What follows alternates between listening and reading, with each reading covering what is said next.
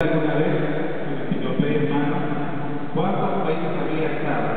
Y llegamos a más de 120.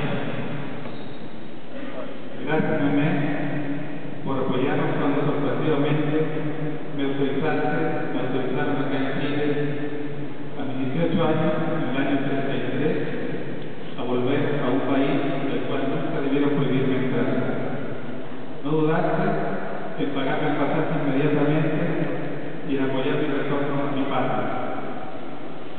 Y no sabes la emoción que fue ayudar a planificar con mi madre y muchos otros dirigentes políticos tu retorno a tu merecido Chile y tu tranquila y fuerte declaración en tu abuelo en favor de la libertad y la democracia.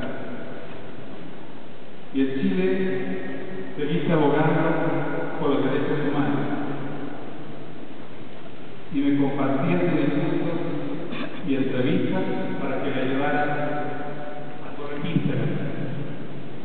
Y yo aprendí mucho de su asertividad en los almuerzos familiares de los sábados.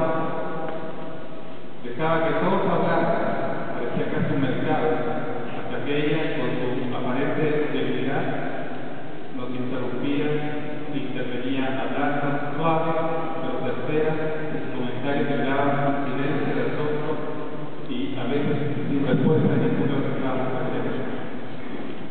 Y cuando me lancé a la aventura de ser concejal, no dudó en apoyarme. Quería tomar té con las mujeres pobladoras y pidiendo el voto para su nieto. Cuando le pregunté si debía la reelección, con su debida credibilidad siempre me dijo que no lo hiciera, y así fue. Le hice caso.